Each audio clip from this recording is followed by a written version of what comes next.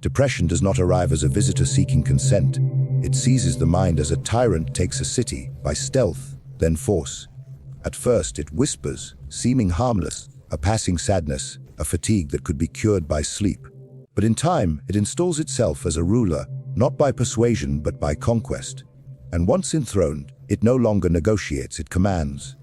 To understand depression is not merely to chart its symptoms, but to understand its rule over the human mind, as one would understand a prince's dominion over his state. It is not a condition, it is a regime, and like any regime that rises to power, it neutralizes opposition swiftly. The faculties of joy, desire, ambition. These are the counselors that once guided the mind toward purpose. Depression, upon ascending, has them exiled or executed. In their place it installs dread, apathy, and a quiet voice that speaks not in truths, but in a language so convincing it mimics wisdom.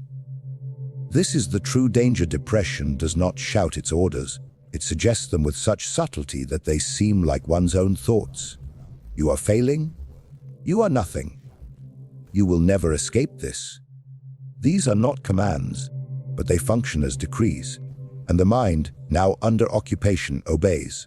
The tyrant need not raise its hand when its subjects have been trained to submit without resistance. One might ask, how does such a power take root? Why would a mind, once sovereign, allow itself to fall under such control? The answer lies in weakness. Just as republics are most vulnerable during internal strife or economic collapse, the human psyche is most susceptible when its defenses are thin. Loss, betrayal, humiliation, failure. These are the breaches in the city wall.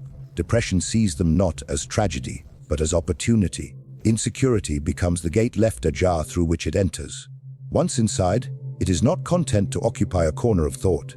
It expands strategically, taking first the daily routines: waking, washing, feeding. These fall easily, for they require little resistance. Next, it seizes the higher orders: attention, memory, hope. Hope is the most critical to conquer, for hope is what feeds rebellion. A mind without hope will not rise against its tyrant. It will not even dream of rising. And yet, depression is cunning in its governance. Like a skilled despot, it permits just enough lucidity to keep its subject alive, never enough to incite revolt. The sufferer is allowed to function, but not flourish. They work, but without joy. They eat, but without appetite. They exist, but do not live. Depression prefers its subjects docile, not dead. Death is a release. Depression, in its true form, is not the darkness of the grave, but the gray stagnation of endless survival. Many mistake this for weakness on the part of the sufferer. They call it laziness or indulgence, as if anyone would choose such a yoke. But these judgments come from minds not yet conquered, who cannot imagine what it is to fight a war where the enemy wears your face. The tyranny of depression is insidious precisely because it mimics reason. A man who hears voices is mad. A man who believes himself a failure because he cannot rise from bed is simply judged inadequate. And so, the tyrant rules not only unchallenged, but unrecognized. One might believe that knowledge of this tyranny grants freedom, but that is another illusion. A subject who knows he is oppressed is still oppressed. The chains are not broken by awareness alone. Depression is more than a set of thoughts. It is an atmosphere, a weight in the air, a gravity that bends everything toward despair. Even those who seek to resist are often trapped in a vicious cycle, where each effort is punished with deeper exhaustion, and every failed attempt becomes further proof of futility. In this way, depression trains its subjects to discipline themselves. It no longer needs to impose limitations. The sufferer begins to impose them upon themselves. In the architecture of the mind, depression builds not castles but prisons, not with bars but with beliefs. You cannot. You should not. It is pointless. These beliefs are not proclaimed with the menace of a dictator, but with the solemn authority of truth. That is the genius of its tyranny. It does not shout. It whispers, and in the silence, the sufferer listens.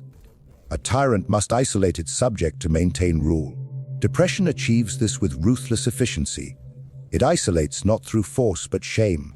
The sufferer withdraws not to avoid others, but to spare them. They believe themselves a burden, a failure, a black cloud. And so they retreat, and in isolation, depression tightens its grip. No rebellion grows in a vacuum. Without counsel, without companionship, without contradiction, the sufferer becomes a loyal subject to their own oppressor. The tyranny of the mind is not a romantic tragedy. It is a calculated seizure of mental territory. And as with all tyrannies, it endures not because it is powerful, but because it convinces its victims that resistance is impossible. In all matters of control, perception is the first battleground. It is not reality that determines strength, but the belief in it. Just as a ruler who appears strong commands loyalty, even if his armies are weak, a mind ensnared by depression begins to perceive the world through a distorted lens that grants power to despair and weakness to truth. In the realm of depression, perception does not reflect reality, it replaces it. The psychology of the depressed is not one of absence but of distortion. Events, thoughts, and feelings are not merely dampened, they are reshaped. A compliment is interpreted as pity. A neutral glance becomes silent condemnation. The delay of a message is not seen as circumstance but as rejection. Depression re-engineers perception with surgical precision, reconfiguring the external world to fit its own grim logic. It is not enough for the sufferer to feel pain. Depression demands that the pain be justified by a world that appears to confirm it at every turn. This manipulation is no accident. Perception is the throne from which the mind governs itself. Depression seeks to usurp that throne, not by brute force, but by subtle suggestion. If a man can be made to believe that he is already defeated, he will lay down his arms without a fight. And so, the depressed mind becomes its own saboteur. It tells itself the job interview will fail before it happens. It insists that friendship is mere obligation, that love is given out of guilt, that every interaction is laced with pretense. The world becomes a mirror not of what is, but of what depression needs it to be: cold, uncaring, hostile. This power of perception is the greatest ally depression possesses. It transforms inconveniences into catastrophes, mistakes into character flaws, pauses into rejections. The mind, once capable of nuance and balance, begins to process everything through a single filter, the assumption of failure and unworthiness. And just as a prince must cultivate fear to ensure loyalty, depression cultivates despair to ensure obedience. When every path appears treacherous, the subject remains still. When every outcome seems doomed, the mind submits. In politics, perception shapes action. A ruler perceived as just will inspire loyalty, even if he is cruel in practice. A ruler perceived as weak will invite rebellion, even if he is secretly strong. Likewise, in the psychology of depression, the internal ruler, the mind itself, begins to believe its own falsehoods. It becomes both dictator and subject, issuing commands and obeying them without distinction. I am a failure. I will always be alone. Nothing will improve. These are not observations but decrees, and perception ensures their execution. Depression does not allow alternative narratives. A healthy mind, upon failure, might say, I tried, I will try again. The depressed mind says, I failed, I always fail. A missed call is not forgotten, it is avoided. A mistake is not human, it is evidence. This absolutism is a tool of power. It consolidates the authority of depression by eliminating ambiguity. In the same way that autocrats silence opposition to maintain order, depression silences complexity to preserve its dominion. The world must be black and whitey. You are either worthless or you are lying to yourself. This reordering of perception is not passive, it is strategic. Depression chooses which memories to emphasize and which to suppress. It magnifies embarrassment, disappointment, and grief, while reducing triumph, affection, and hope to whispers. It curates the emotional archive with all the skill of a propagandist, shaping the narrative not to reflect truth, but to preserve the regime. A single failure is replayed endlessly, while 100 kindnesses are forgotten. The result is a perception that feels objective, but is ruthlessly constructed.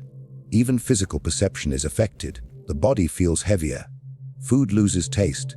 Colors seem muted. Time distorts. Moments drag, days blur. Pleasure becomes effort, and effort becomes pain. These are not accidents but tools of suppression. When the world feels dulled, the will to engage with it fades. When every action demands strength the body does not possess, inaction becomes a necessity disguised as choice. Depression uses the senses themselves to reinforce its perception, turning even the physical world into a weapon against vitality. Most cruelly, this distorted perception is invisible to others. From the outside, the world continues its course. The sun shines, friends call, life persists. To observers, the depressed seem irrational, detached, difficult to understand. But from within, the perception is consistent, logical, even inescapable. This misalignment creates a second level of isolation, being not only in pain, but in pain no one believes is real. And so, perception becomes not just the lens, but the prison. It prevents the world from reaching in, and the sufferer from reaching out. Perception is power, and in depression, that power is wielded to maintain dominion, not to illuminate truth. A mind that once sought meaning now searches only for evidence of its own misery. Every smile is a mask, every victory a lie. To change such a perception is not merely to provide facts, but to dismantle a regime, brick by brick, belief by belief, until the world begins to appear as it once did, not as depression demands it to be. The machinery of power has always relied upon isolation to maintain its grip. A ruler, when threatened by dissent, removes the threat not by negotiation but by separation. He casts the dissenter into exile, where their voice cannot reach others, where their ideas are left to rot in solitude. Depression is no different in its strategy.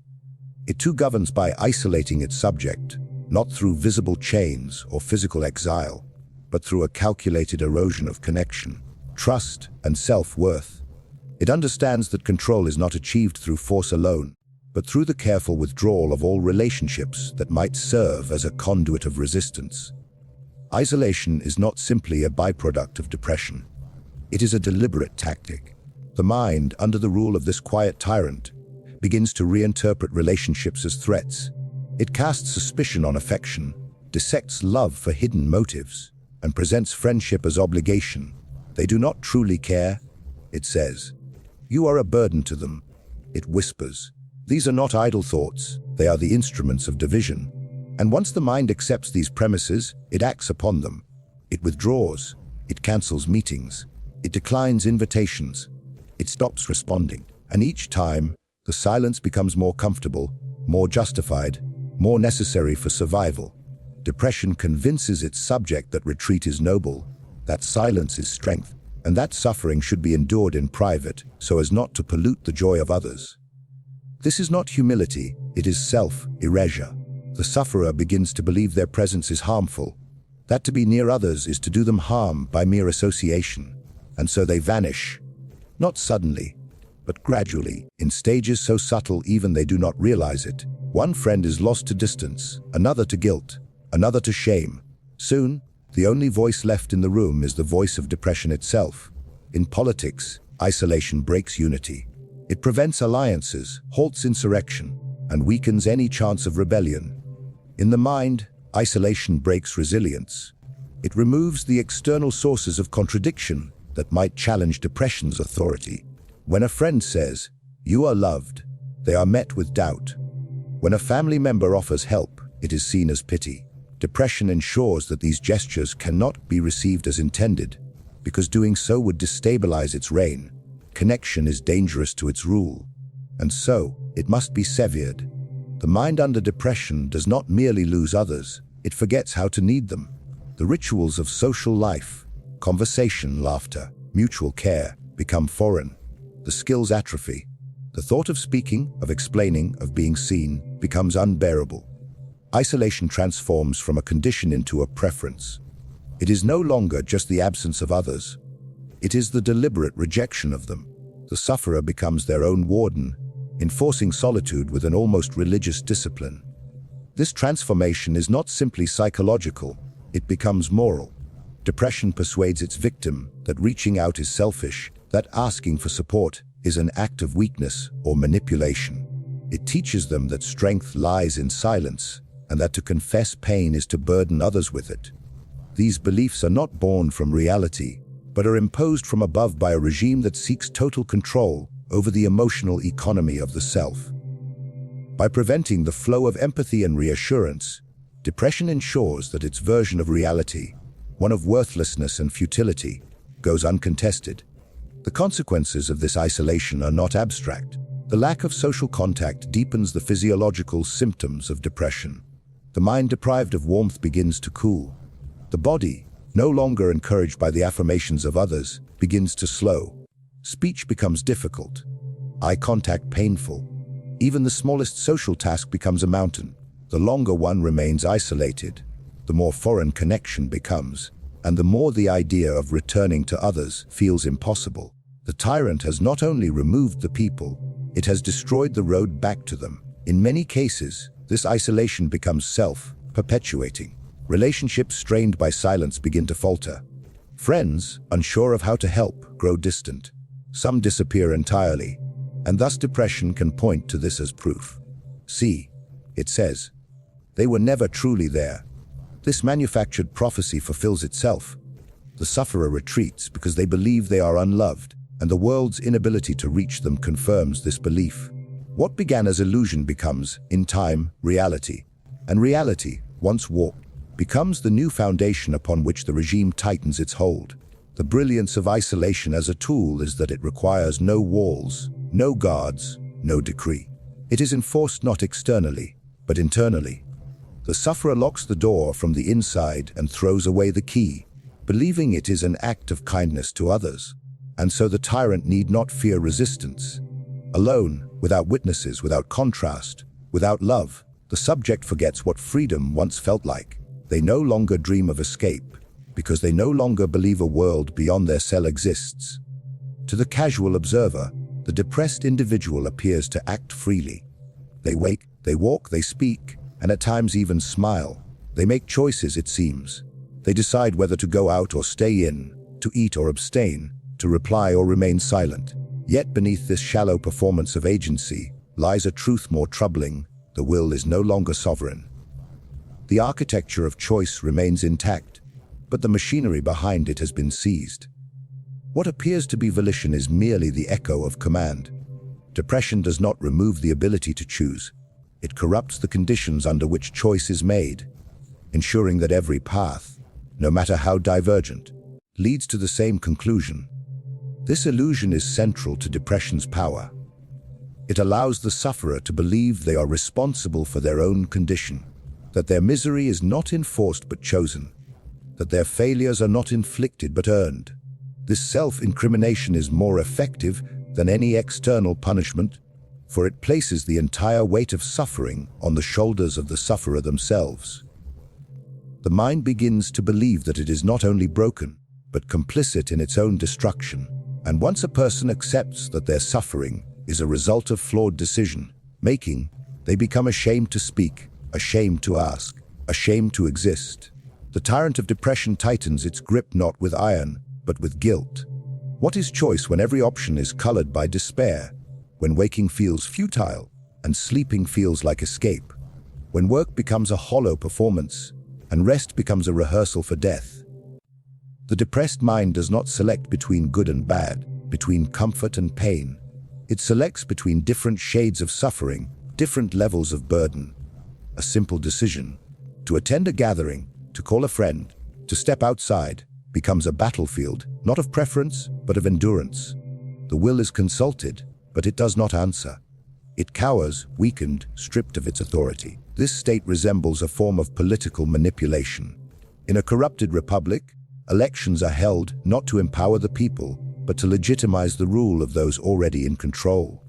The appearance of democracy conceals the reality of tyranny. So it is with depression. The sufferer believes they are still choosing, still autonomous, still accountable. But every choice is rigged. Every option is sabotaged. The field upon which they decide is tilted, the outcomes predetermined. There is no liberty in such a system, only the pageantry of it. Even resistance becomes part of the illusion. The attempt to rise, to improve, to recover is met with failure, not because the attempt was flawed, but because depression designed it to fail. The mind must then interpret this failure. It does not say, "The tyrant remains strong." It says, "You were not strong enough." And so the illusion deepens. The individual blames themselves for a defeat that was never avoidable. Each effort becomes a trial, not of the regime's strength, but of the self's inadequacy. In this way, Free will is not simply an illusion. It becomes the weapon by which the sufferer punishes themselves. This distortion extends even to the moral realm. The depressed person begins to judge themselves by standards they did not create, within a system they do not control. They view their choices as moral failures. To isolate is selfish, to struggle is weakness, to despair is ingratitude. They come to believe that they are not merely unwell, but fundamentally wrong. Yet these conclusions are not reached freely. They are the results of sustained psychological coercion. Depression rewrites values to ensure its dominance. It paints self-preservation as selfishness, vulnerability as incompetence, and hope as delusion. This reprogramming is subtle, thorough, and devastating. The world does not change, but the sufferer's interpretation of it does. Where others see opportunity, they see humiliation. Where others see kindness, they suspect obligation. Every external event is processed through an internal system designed to strip it of positive meaning. Even the smallest pleasure is accompanied by dread. This will not last. I do not deserve this. They are only being nice because they feel sorry for me. These are not spontaneous thoughts. They are policy. They are the doctrines of a mind no longer free. And yet the mask remains. The individual goes to work, smiles in public, laughs at the proper cues. This performance reinforces the illusion. To others, they appear functional. To themselves, they appear deceitful. If I can pretend, I must not be truly suffering. This line of thought benefits the tyrant, for it isolates the sufferer further, convinces them that their pain is illegitimate, and ensures they will not seek help. What tyrant fears uprising when the oppressed believe their chains are deserved? In this prison of altered will, even time conspires against liberation. The longer one remains under depression's rule, the more distorted the concept of future becomes. Possibility shrinks, dreams are dismissed. The idea of change becomes an absurdity. One does not plan in this state, one survives, one endures. The will does not imagine escape, because escape requires vision. And vision has been blinded. Every enduring regime understands the need for an illusion of dissent. A tyrant who allows no opposition invites open rebellion, but one who stages resistance can appear just even merciful. In the same way, depression permits a carefully monitored version of hope to exist, not as a path to freedom, but as a mechanism of deeper control. It is a strategy of containment, not release. Hope becomes not the antidote, but the pacifier, a small ration of sweetness offered to prevent starvation, not to nourish. It exists to sustain the system, not to challenge it. The hope allowed under depression is conditional. It is permitted to whisper, never to shout. It may rise in the mind as a fleeting impulse, a plan to get better, an idea for the future, a dream of connection. But it is swiftly circumscribed, reined in by doubt, by memory, by fear. Don't be naïve, says the mind. Remember how this ends. These countermeasures are not accidental. They are the instruments of governance. They ensure that hope never matures into belief, that it remains fragile, temporary, ornamental. A flicker of optimism is allowed, but only if it dies before it can light the darkness. This is not hope in its liberating form. It is a counterfeit, dressed in familiar language, but stripped of power. It offers ideas with no weight, comfort with no substance. The depressed person imagines a better life, but always through the lens of impossibility. I could be happy if I were someone else. Things might improve, but not for me. There is a future, but I am not invited. Such statements contain the structure of hope, but not its spirit. They mimic it to ensure the illusion of freedom while eliminating its disruptive potential. This hope, as opposition, is particularly dangerous because it fosters complicity. The sufferer believes they are not entirely lost. They tell themselves that they still believe in recovery, still want to live, still see beauty in the world, but only in theory. In practice, they sabotage their own movement toward these ideals. They skip therapy, they avoid medication, they silence support. Then they lament their failure. Depression has trained them well. It has taught them to worship the idea of healing while undermining the process. It has permitted them to speak of escape so long as they never walk toward the gate. The cruelest element of this false hope is that it creates cycles of ascent and collapse. a moment of strength arises, a morning where the sun seems less hostile, a conversation that warms, a piece of music that stirs the soul. The sufferer dares to believe. They act, they reach, and then, predictably, depression intervenes. The world becomes cold again. The attempt fails, the mood turns, and the hope that lifted them now becomes the reason for their despair. I was foolish to try. This is proof I can't change. Each wave of hope, if dashed, leaves the shore more barren than before. And yet, without hope, there would be no motion at all.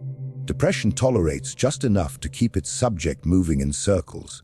In political terms, this is a masterful tactic. A tyrant fears organized revolt. He does not fear the peasant who believes he might one day eat well if he works harder, even though the system is designed to prevent that. Likewise, depression does not fear the dream of happiness, if that dream is always placed just beyond reach. It prefers hope that serves its ends, hope that keeps the sufferer compliant, distracted, exhausted by effort that yields no reward. This is not resistance, it is performance, scripted by the very power it seeks to escape. What makes this mechanism even more effective is its invisibility. The sufferer often does not recognize that their hope is corrupted. They interpret the recurring cycles of rise and collapse as personal defects. They blame themselves for not holding on to joy, for not committing to progress, for falling again and again. This internalization is precisely the point. If the opposition can be framed as a failure of will rather than a design of the regime, then the regime's legitimacy is preserved. Depression becomes not the cause of despair, but the judge of whether hope was sincere enough. And it always finds it lacking. Over time, the subject learns to moderate their hope. They become cautious, even cynical, about anything that feels too good. They begin to suspect beauty, to distrust kindness, to preemptively lower expectations. This is not wisdom, it is survival. Hope must be reduced to manageable proportions, so that its betrayal does not devastate. It becomes a kind of rationing, where the self offers itself brief moments of vision, then retracts them before they can do harm. In this way, hope becomes less a light and more a trick of the mind, a controlled flicker, allowed to glow faintly as long as it poses no real threat to the system that governs from the shadows. Depression is not merely a sadness, nor a fleeting melancholy, but a system of governance, a psychological principality that rules its subject with precision, calculation, and cruelty masked as familiarity. It corrodes from within, not with the spectacle of destruction, but with the slow suffocation of agency, connection, and truth. It infiltrates the architecture of thought, manipulates the machinery of perception, and reshapes the moral order to serve its dominion. The self becomes its own persecutor, convinced of guilt, of inadequacy, of isolation by a force that never announces itself as ruler, yet occupies every throne of reason. Its power lies not in violence, but in distortion. It rewrites the laws of the inner republic, redefines freedom as futility, and commands the subject to kneel while convincing them they have chosen to fall. It controls the narrative, silences dissenting voices through isolation, disarms resistance by fracturing belief, and weaponizes even the faintest glimmer of hope to reinforce its claim. It permits the illusion of escape, only to fortify the walls that contain it. And yet, in understanding its strategy, in exposing the architecture of its rule, one begins to see that depression, like any tyranny, depends on the silence of its subjects, the erosion of memory, and the decay of meaning.